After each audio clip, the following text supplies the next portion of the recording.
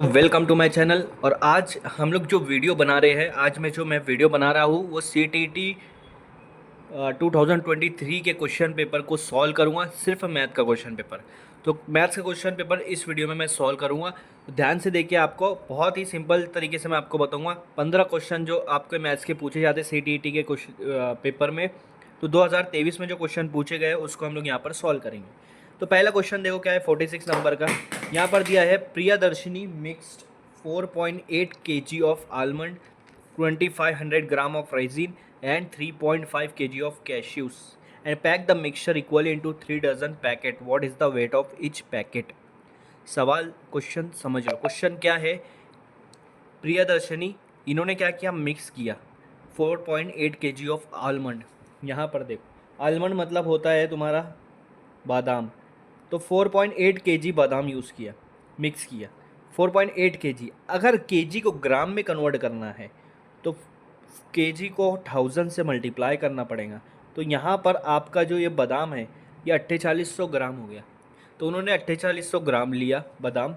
उसके बाद दूसरी चीज़ लिया रेजिन, ये वहाँ पर दिया है क्वेश्चन में 2500 ग्राम। ये ऑलरेडी ग्राम में दिया है तो इसको कन्वर्ट करने की ज़रूरत नहीं, सारी यूनिट एक में ही इस्तेमाल करना है। उसके बाद कैश्यूज़ मतलब काजू, काजू लिया उन्होंने 3.5 के जी।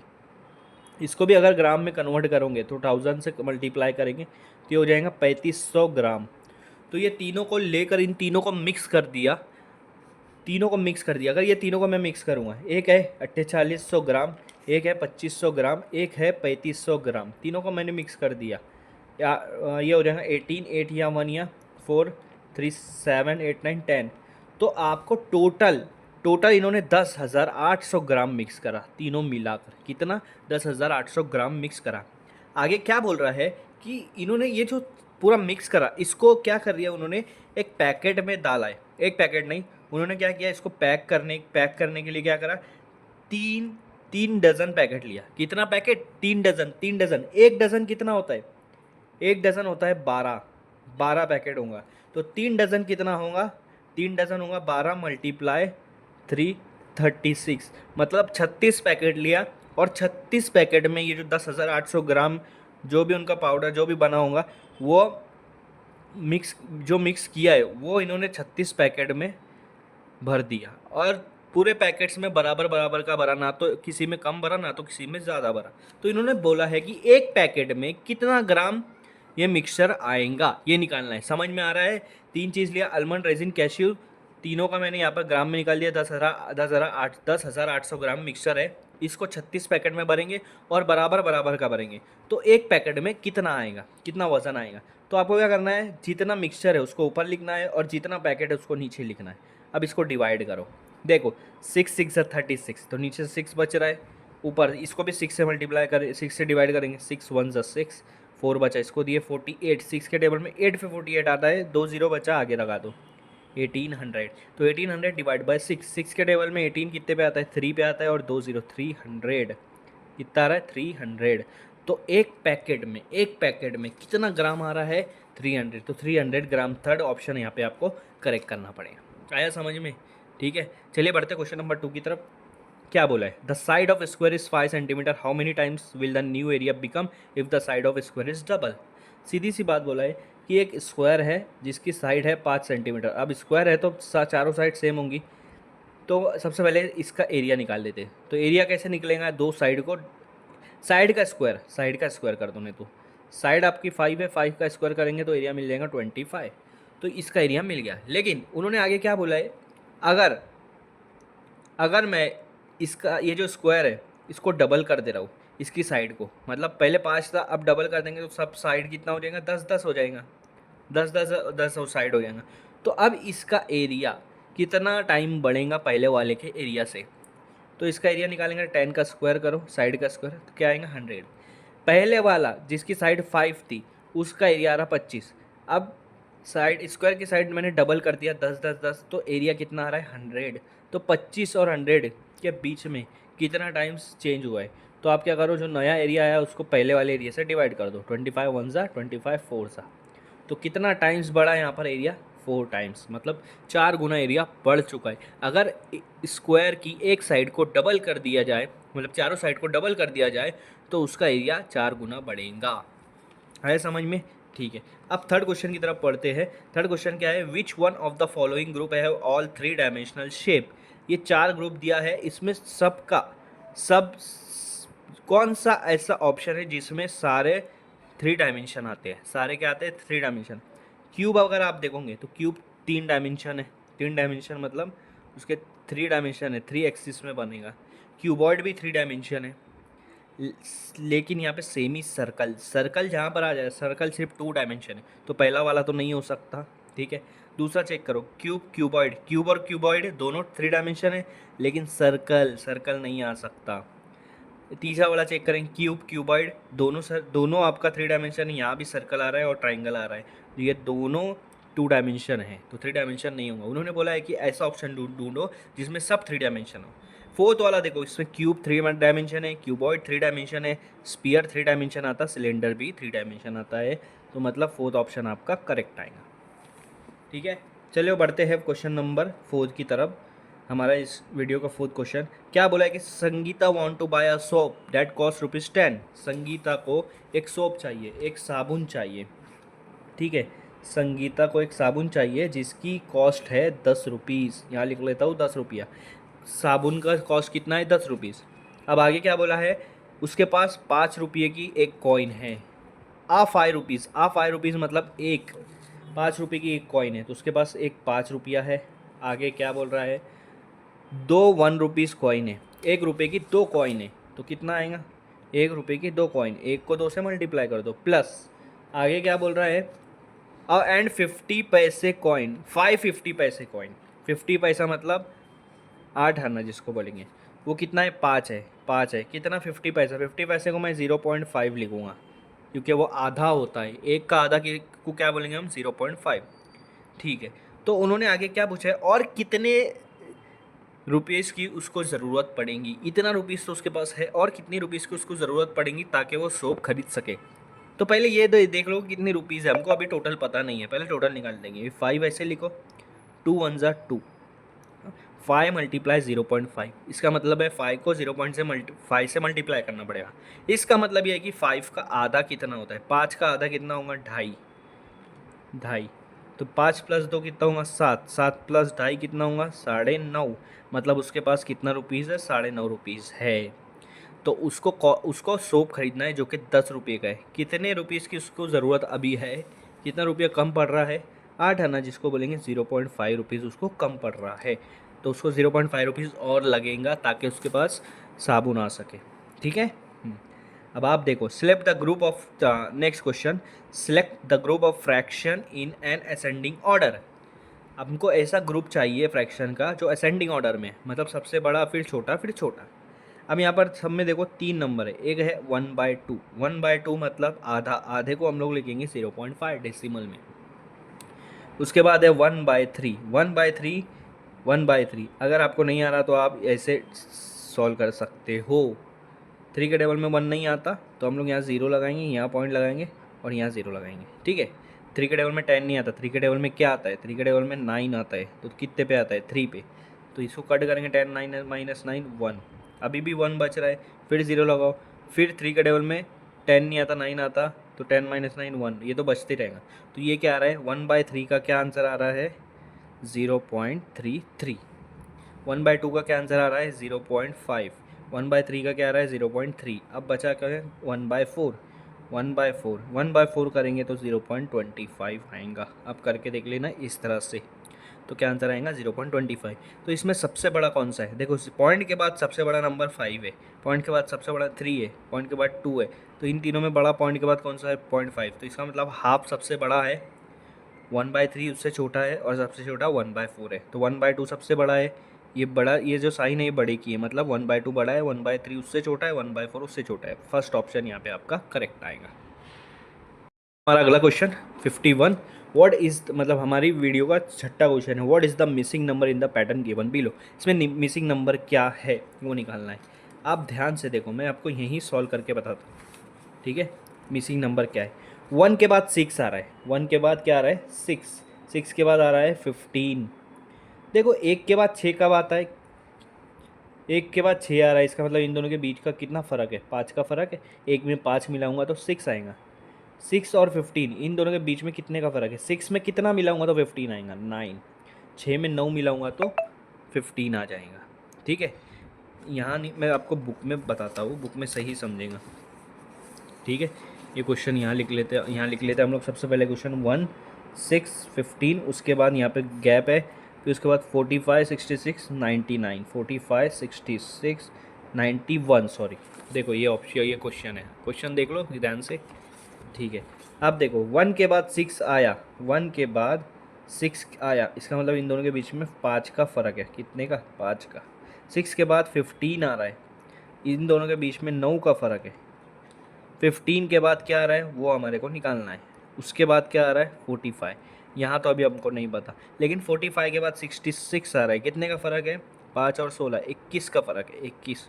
और 66 के बाद 91 आ रहा है, इन दोनों के बीच में कितने का फ़र्क है? 25 का फ़र्क है। तो आप अगर ध्यान दोगे इसमें, अगर आप ध्यान दोगे तो ये दिखेगा कि 1 और 6 में हमने 5 बढ़ाया, लेकिन अगले 6 में हमने कितना बढ़ाया? 9 बढ़ाया। तो 5 से 9 कैसे हो गया? 5 से 9 हुआ जब 5 में हमने 4 बढ़ा दिया। यहाँ देखो 45 में 21 मिला है, लेकिन उसके अगले वाले नंबर में 25 मिला है। 21 में कितना बढ़ा दिया? 4 बढ़ा दिया। यहाँ भी 4 बढ़ाया, यहाँ भी 4 बढ़ाया। तो आप पैटर्न समझो, 1 में 5 बढ़ाया 6 मिला, 6 में 9 बढ़ाया 15 मिला। अब 15 में कितना बढ़ाएंगा तो आंसर आगे वाले मिलेंगे। तो देखो 5 के बाद 9 बढ़ाया, मतलब 5 के बाद 4 नंबर बढ़ा दिया, 9 के बाद 4 नंबर और बढ़ा दो 13। तो 15 में अगर मैं 13 मिलाऊंगा तो मुझे अगला वाला नंबर मिल जाएगा। 15 में अगर मैं 13 मिलाऊंगा तो कितना आएगा? 15 और 13 28। 28 आपका आंसर है। लेकिन हम लोग इसको लॉजिक और समझ लेते हैं, कंफर्म कर लेते हैं हमारा आंसर राइट है कि नहीं। अब 13 में 4 मिलाऊंगा तो 17 हो जाएगा। इसका मतलब 28 में जब मैं 17 मिलाऊंगा तो मेरा आंसर 45 आना चाहिए। आ रहा है क्या? ऑब्वियसली आ रहा है। तो इसका मतलब देखो 5 9 13 17 21 25, इतना इतना का फ़र्क है, और ये सब में 4 4 का डिफरेंस है। इसका मतलब हमारा राइट आया, आंसर आएगा 28। 15 में हम कितना मिला रहे हैं? 13 मिला रहे हैं, तो मेरा आंसर आ रहा है 28। तो 15 में 13 मिलाऊंगा 28, ऑप्शन आपका सेकंड है। ठीक है, हाँ। अभी यहाँ पर बोला है, नेक्स्ट क्वेश्चन है, read the following table. Blood group एक तरफ दिया है, नंबर ऑफ स्टूडेंट एक तरफ दिया है, और क्या बोला है कि what is the ratio. Ratio का मतलब होता है डिवाइड। किसको डिवाइड करना है? Most common and rarest blood group. Most common मतलब जिसका ऐसा ब्लड ग्रुप जो ज़्यादातर लोगों में मिल रहा है, और रेयरेस्ट का मतलब होता है ऐसा ब्लड ग्रुप जो बहुत कम लोगों में मिल रहा है। तो इसमें ब्लड ग्रुप में देखो सबसे ज़्यादा ब्लड ग्रुप कौन सा है? ए का 9 है, बी का 6 है, ओ का 12 है, ए बी का 3 है। इसका मतलब ए जो है 9 स्टूडेंट का ए ब्लड ग्रुप है, 6 स्टूडेंट का बी ब्लड ग्रुप है, 12 स्टूडेंट का ओ ब्लड ग्रुप है, और 3 स्टूडेंट का ए बी ब्लड ग्रुप है, जो कि 30 स्टूडेंट है। तो सबसे ज़्यादा ब्लड ग्रुप किसका आया है? सबसे ज़्यादा यहाँ पर 12 है, ये तो टोटल है लास्ट में, उसको मत गिनो। सबसे ज़्यादा 12 स्टूडेंट का ओ ब्लड ग्रुप, तो ओ मोस्ट कॉमन है, ऊपर आएगा। डिवाइड बाय, नीचे क्या आएगा? Rarest blood group. Rarest blood group कौन सा है इसमें? सबसे कम ब्लड ग्रुप जिसका है, सबसे कम है ए बी, तो ए बी आपका नीचे आएगा। सॉरी, कोई पेन नहीं चल रही है। तो है A B rarest blood group है, मतलब बहुत कम लोगों का ऐसा आ रहा है, तो ए बी नीचे आएगा। इस टेबल के मुताबिक बात कर रहा हूँ मैं। ओ ब्लड ग्रुप कितने स्टूडेंट का है? 12 स्टूडेंट का है। और ए बी ब्लड ग्रुप कितने स्टूडेंट का? 3। अगर मैंने इसको डिवाइड करा 3 1 सा 3 4 सा, तो आपका रेशो क्या आ रहा है? ऊपर 4 नीचे 1, और इसको आप लिखोगे 4:1। क्या लिखोगे? 4:1, मतलब ऑप्शन नंबर 3। जो ऊपर लिखा रहता है वो पहले लिखते, जो नीचे लिखा रहता है बाद में, और ये इस टू लगा देते, तो रेशो बन जाता है। ठीक है, आप देख रहे हो हमारा नेक्स्ट क्वेश्चन है, which of the following statement is not true. इसमें से इन ये 4 स्टेटमेंट से कौन सी सही नहीं है, कौन सी सही नहीं है? ठीक है, पहले स्टेटमेंट अगर आप देखोगे, पहले मैं आपको दूसरी बताता हूँ। Rectangle become a square if all its side are equal. उन्होंने क्या बोला है कि रेक्टेंगल किसको बोला जाता है? रेक्टेंगल ये होता है जिसके सारे एंगल इक्वल होते हैं। एंगल तो इक्वल होते हैं, इक्वल, लेकिन जो साइड होती है सिर्फ अपोजिट साइड सेम होती है। ये साइड से, ये साइड ये साइड से। लेकिन उन्होंने बोला है सेकंड ऑप्शन में, अगर इनकी चारों साइड एक जैसी हो जाएंगी तो क्या ये स्क्वायर बनेंगे? जाहिर सी बात है, क्योंकि अगर रेक्टेंगल की चारों साइड इक्वल हो गई तो वो स्क्वायर बन जाएगा ना। तो सेकंड वाला तो ट्रू है, सही है। हमको वो ढूंढना है जो सही नहीं है। तीसरा अगर ढूंढेंगे देखेंगे रोम्बस, रोम्बस भी स्क्वायर बन जाएगा अगर उसके एंगल इक्वल हो जाएंगे, ये भी सही है। क्योंकि रोम्बस की चारों साइड, रोम्बस जो इस तरह से होता है उसकी चारों साइड इक्वल होती है ऑलरेडी, और स्क्वायर की भी चारों साइड इक्वल होती है। सिर्फ स्क्वायर और रोम्बस में ये फ़र्क है कि स्क्वायर के सारे एंगल सेम होते हैं, रोम्बस के सारे एंगल सेम नहीं होते हैं। तो क्वेश्चन में क्या बोला है कि रोम्बस के सारे एंगल अगर इक्वल हो गए तो क्या वो स्क्वायर बन जाएगा? सही बात है, वो स्क्वायर बन जाएगा, क्योंकि वही तो कमी रहती है उसके अंदर और रोम्बस के और स्क्वायर में। तो तीसरा वाला भी सही बोला है। चौथा क्या बोला है कि पैरेललोग्राम रेक्टेंगल बन जाएगा अगर उसके एंगल इक्वल रहेंगे।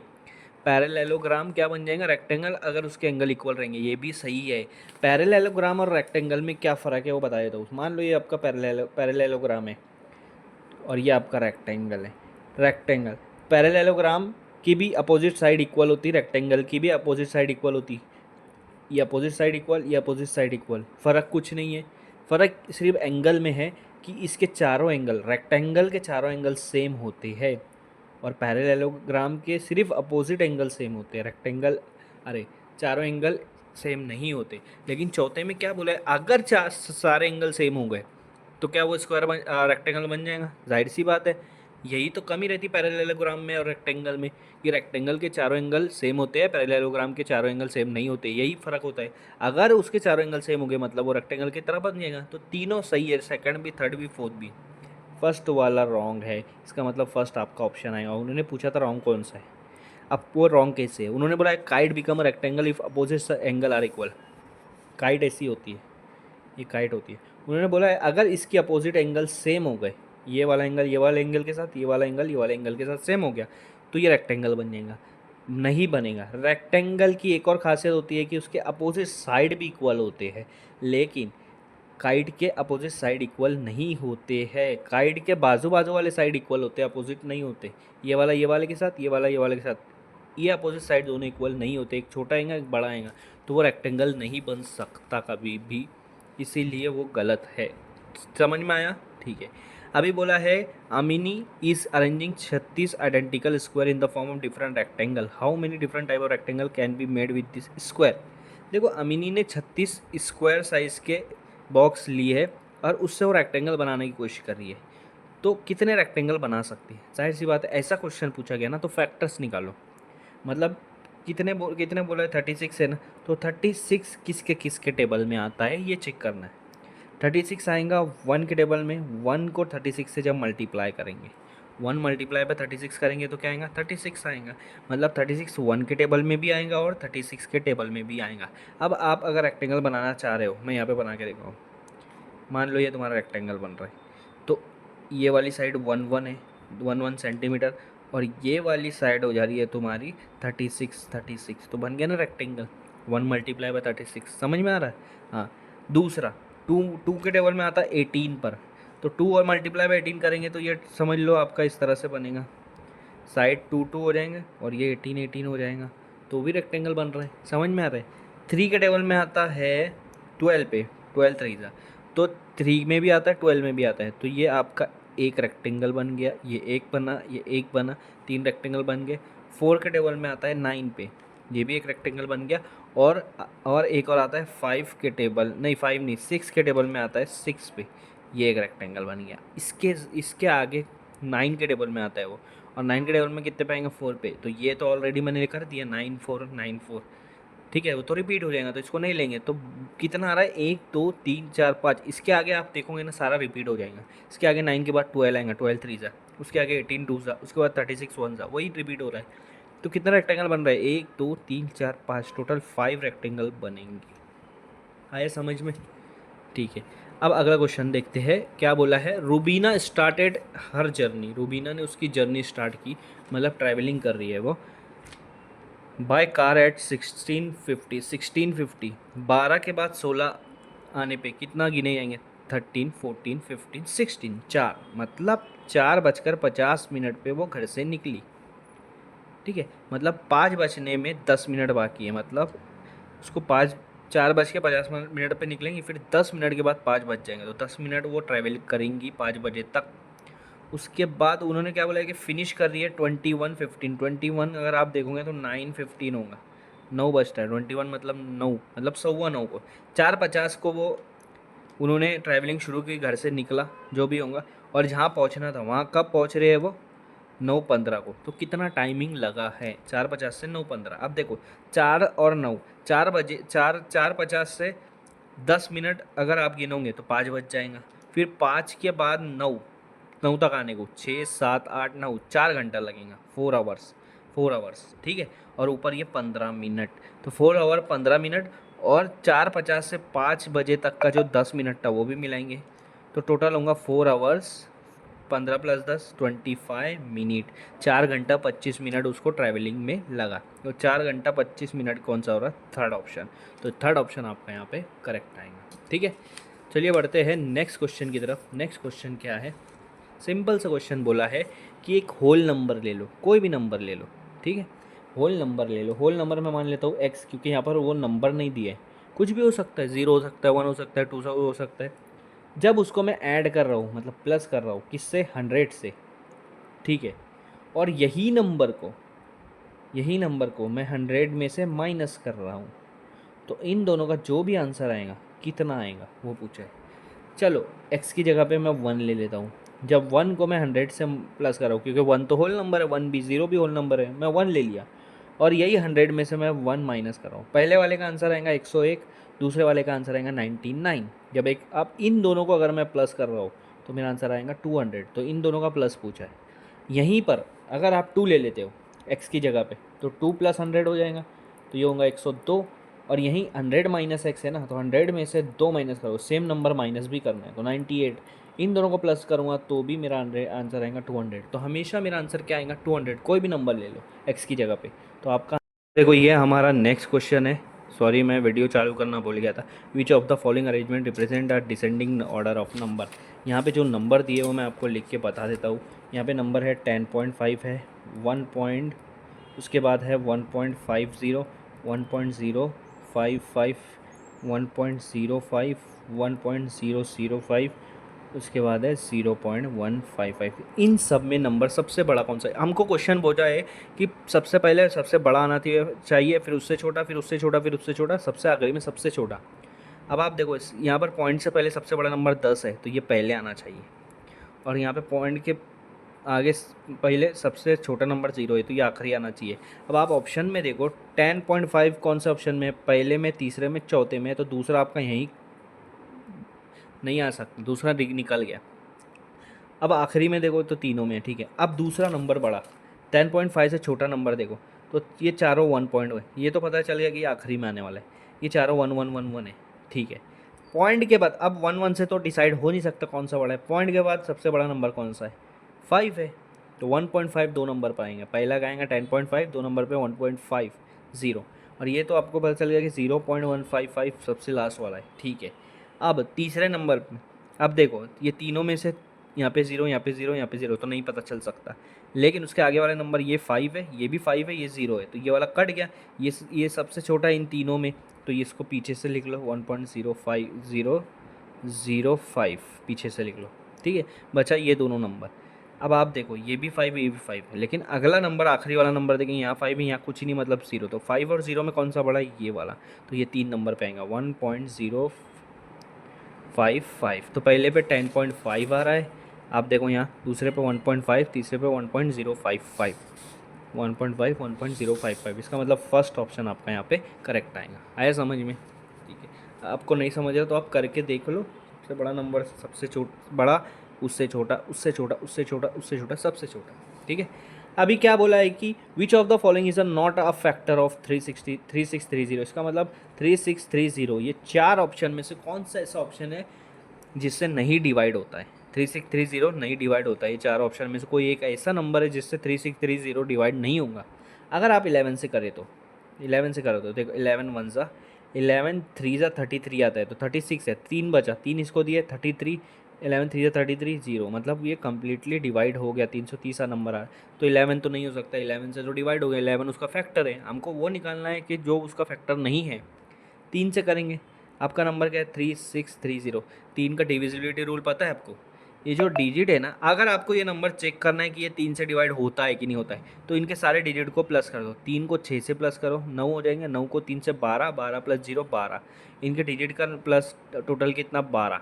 अब ये देखो ये 12 3 के टेबल में आता है क्या? आता है। इसका मतलब ये नंबर 3 से डिवाइड हो जाएगा, मतलब 3 इसका फैक्टर है, तो ये भी नहीं आ सकता। 5 से भी डिवाइड हो जाएगा क्योंकि लास्ट में 0 है। जिसके लास्ट में 0 या 5 आता हो 5 से डिवाइड हो जाता है। बचा क्या 9। तो 36309 से डिवाइड होता है क्या? चेक कर लो। हाँ, 9 के टेबल में 36 आता है 4 पे। बचा कितना 30। 3 बचा तो 3 का 0 लगा दो, बटा कितना 30 9 के टेबल में नहीं आता। इसका मतलब यहाँ पे रिमाइंडर कुछ ना कुछ बचेगा। 9 से पूरा डिवाइड नहीं हो रहा है, तो 9 ऐसा है जो 3630 के फैक्टर्स में नहीं आता। ठीक है। हाँ, अब आप अगली चीज़ देख लो। और एक चीज़ ये भी है, ये तीनों प्राइम नंबर है। 9 प्राइम नंबर नहीं है, फैक्टर्स में प्राइम नंबर आते हैं। अब आपको क्वेश्चन देखो क्या बोला है, the sum of 5 minus 5 plus 5। अगर अभी देखो ये सबका सम क्या आएगा, आगे तक दिया है, आगे तक कहाँ जाएगा वो यहाँ पर लिखा है ऑड नंबर ऑफ टर्म तक। ऑड नंबर ऑफ टर्म, वो ऑड नंबर ऑफ टर्म क्या होते हैं मैं बताता हूँ। अभी मैंने यहाँ पे 5 लिखा, तो ये पहले नंबर पर आ रहा है। पहला नंबर आपका ऑड होता है। 5 माइनस 5 ये दूसरे नंबर, पहला दूसरा नंबर तक आ रहा है, इसका मतलब दूसरा नंबर इवन होगा। तो पहले नंबर पे +5 आ रहा है, दूसरे नंबर पे -5, फिर +5। अब ये तीन नंबर हो गए, तो 3 नंबर मतलब ऑड टर्म हो गया। फिर -5, ये 4 नंबर हो गए, 4 नंबर मतलब इवन टर्म हो गया। फिर +5, ये 5 नंबर है, ये ऑड टर्म हो गया, ऑड टर्म हो गया। फिर -5, ये 6 नंबर मतलब इवन टर्म हो गया। तो 6 नंबर, तो ऑड पे हमेशा देखो ये भी ऑड है, ये भी ऑड है, ये भी ऑड है। ऑड पे हमेशा +5 आ रहा है और इवन पे हमेशा -5 आ रहा है। तो इन्होंने बोला है कि इसकी सम करना है। देखो ये दोनों कैंसिल, ये दोनों कैंसिल, ये दोनों कैंसिल, ये कहाँ तक आना चाहिए? ऑड टर्म तक। देखो ये ऑड टर्म है, 1 2 3 4 5 6 7, 7 टर्म है, 7 नंबर है। 7 नंबर मतलब ऑड नंबर है। 7 नंबर मतलब ऑड नंबर। कितने नंबर है ये? 7 है। 1 2 3 4 5 6 7, और 7 क्या रहता है? ऑड रहता है। तो ऑड टर्म में क्या आ रहा है आपका? ये दोनों कट हो जा रहा है, ये दोनों कट हो जा रहा है, ये दोनों कट हो जा रहा है। बचा क्या? +5। तो आपका आंसर आएगा +5।